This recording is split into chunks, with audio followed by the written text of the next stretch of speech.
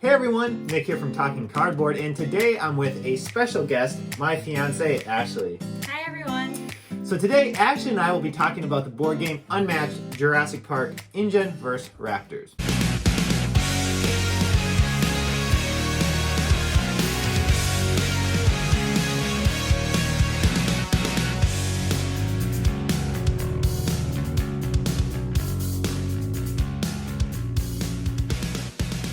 So this game is a two-player tactical fighting game with hand management, and it's for ages 14 and over, and the playtime is approximately 20 minutes. It was designed by Rob Daviau and Justin Jacobson, and it was published by Restoration Games. So before we dig into how this game plays, I do want to talk briefly about the background of Restoration Games as a publishing company.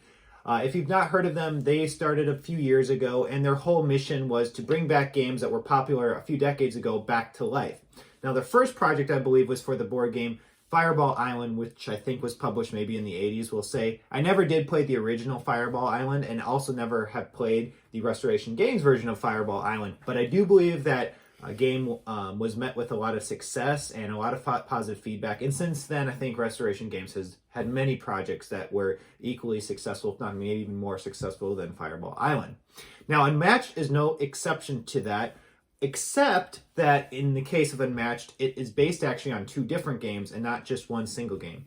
Those games are Star Wars Epic Duels, which was published by Milton Bradley many years ago, and the game Tannhauser by Fantasy Flight Games, which was also published a couple decades ago. At the end of the video, when we talk about what we think of this game, I'll bring that back up and discuss whether I feel Restoration Games was successful in trying to combine those two systems into one game. But the other thing I do want to mention about Unmatched is this is a game system. There's many sets of Unmatched now available. This set in particular is fully complete. It's not an expansion by any means. You can play this as it is with two players. However, the whole kind of purpose of the Unmatched system, I would say, is to mix and match the various heroes from the various sets to try and have different play experiences. Also, one thing I want to mention is they do have sets that allow for 4 players, and in that case, you would be playing as a team, a 2-on-2 game. And finally, there's many different IPs in this Unmatched system. So, of course, in this version of Unmatched, it's based on the Jurassic Park IP, but there's like a Bruce Lee expansion, for example. There's fantasy-themed expansions and mythological themed expansions. I think there's like a Beowulf expansion and a Robin Hood expansion.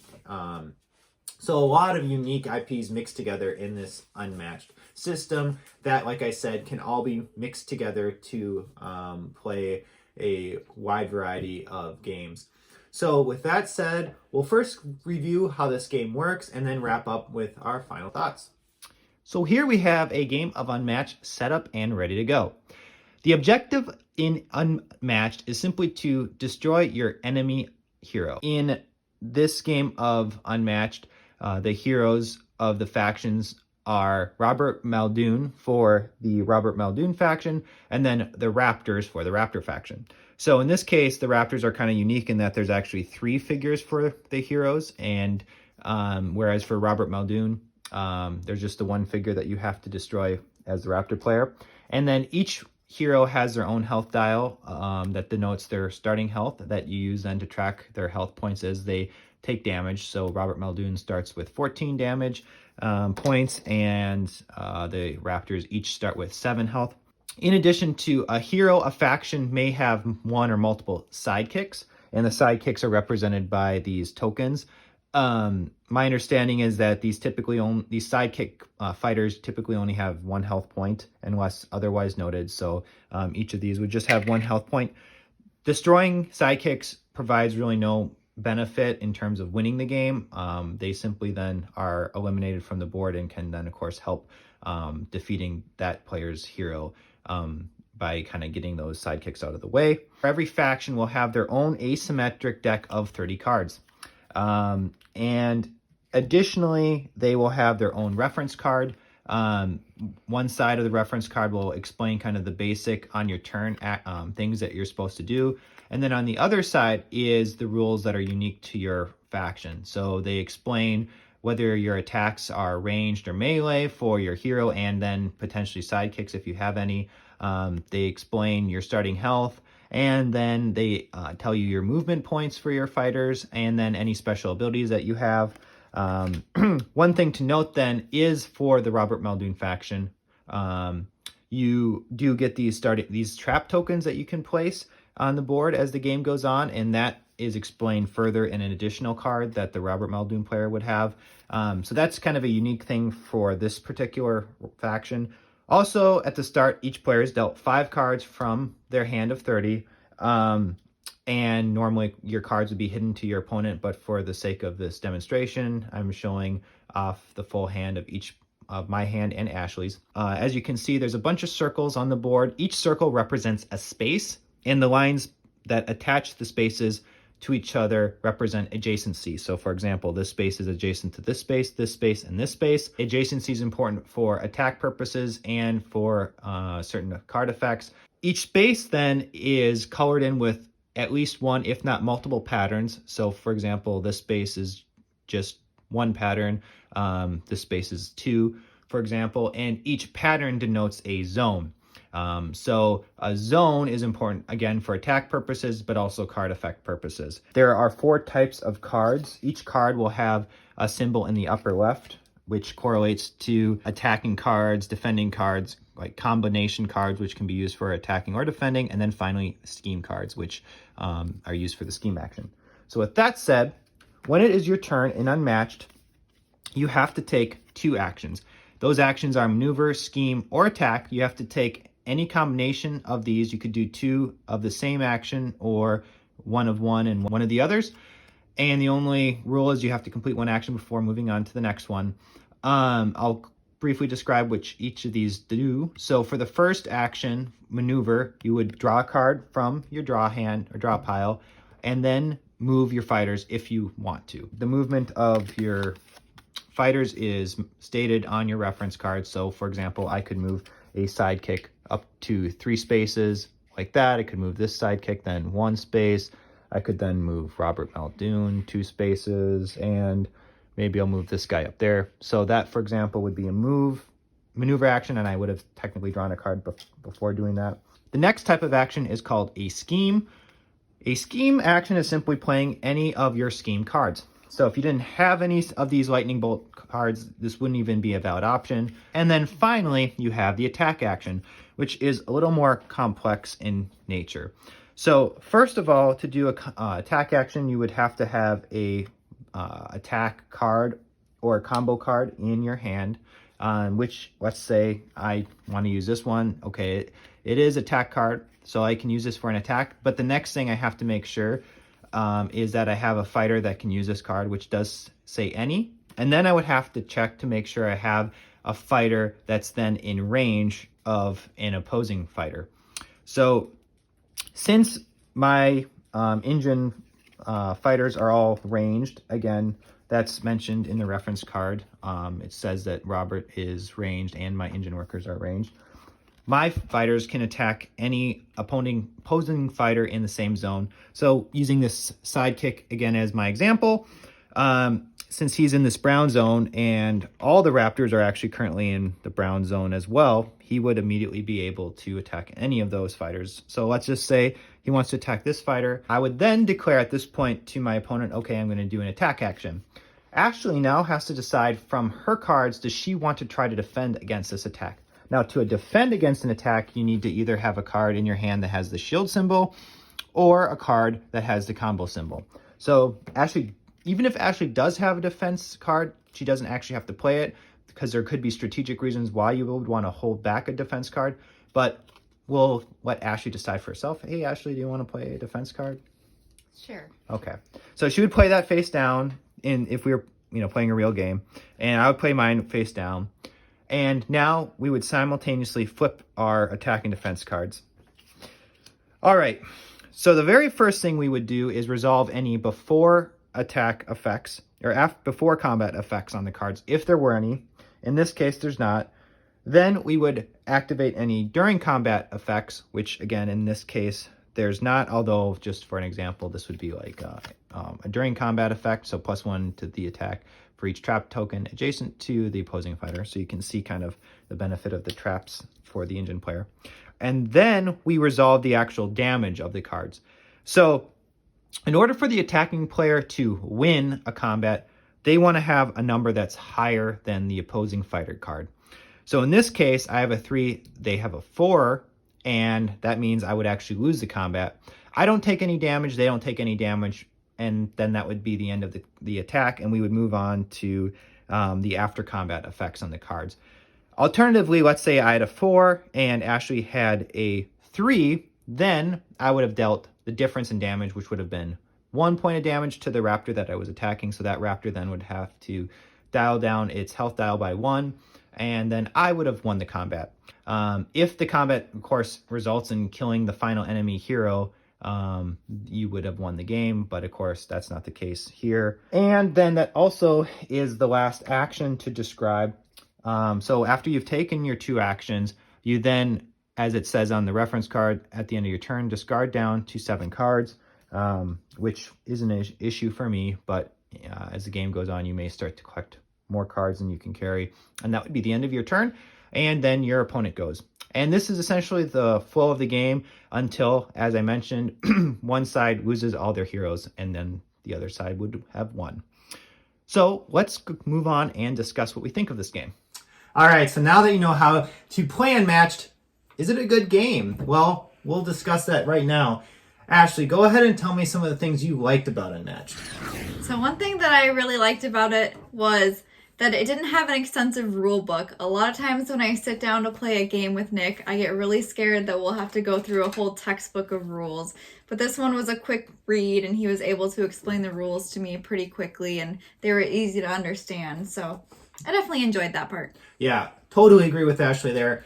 It's a 16-page rule book, but honestly, there's a lot of big pictures and examples of play in the rule book. I think it probably literally takes at most 10 minutes to read through. So another thing that I really liked was how quick it was to play it. I think that we played 2 games, and each of them were probably about 30 minutes total, which for us is good. Sometimes we can choose some games that last a couple hours, which sometimes we don't always have time for. So the quick play time was really nice. Yeah, the quick play time facilitates you wanting to maybe immediately then play another round of the game, to maybe try different strategy, to see if you could have had a different outcome if you took a different approach to playing the game. So. Yeah.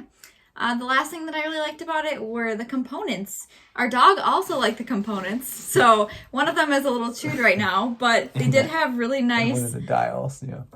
Really nice little figures with them that were nicely colored, and the cards were also very nice, so I always appreciate good pieces. Yeah, and then I thought, I'm not a huge fan, I mean, I enjoy Jurassic Park. I wouldn't say I'm like a Jurassic Park groupie or anything like that, but I, I've watched all the movies and like that theme, and when you're playing this game, it does feel like you're in the Jurassic Park universe.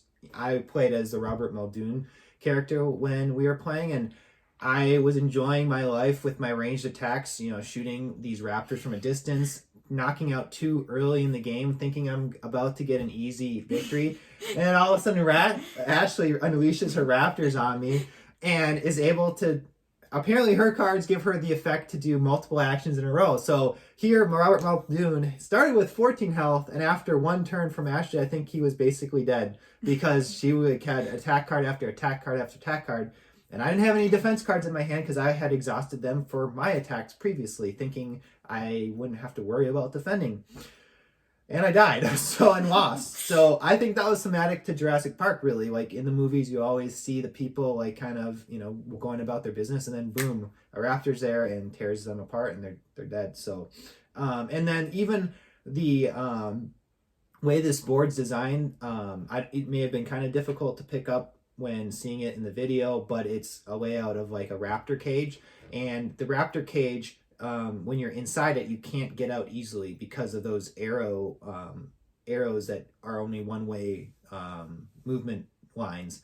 So you kind of have to, there's only one path out, and if your opponent's blocking that, you can't get out, period, because you're not allowed to move through opposing fighters. So that kind of also felt thematic. So with that said, what are some of the things that you maybe didn't like so much about this game, Ashley? So one of the things that was questionable to me was the decks. So the decks are different for each group. And my deck, unfortunately, the first time we played, I didn't draw any defense cards the whole time. So it felt like there was a lot of variability with the decks. So that was something that kind of threw me for a loop the first time. Yep. Yeah, that definitely can be frustrating. On one side, this isn't a very luck heavy game because there's no dice. Combat is deterministic, like you know exactly the value of the card you're playing, and your opponent then is playing a card that also is a set value. There's no luck then at that point of a dice that can mess things up for you. But you still have a randomly shuffled deck that could kind of, ruin things for you if you get unlucky there. And as Ashley said, if you're not drawing defense cards, you're not going to be able to defend yourself. So that definitely is something that could sour an experience for a player. Yeah. The second thing was just replayability in general for just this theme of Unmatched. Because it is only two groups that you can play against each other, it felt like after a few times you might get a little bit sick of what's going on because there's only so much you can really do with the game. So Yep, I definitely agree there too. Yeah, if you're going to bother getting into this Unmatched game system, I do think you have to understand eventually you're going to need to start collecting some of the other sets.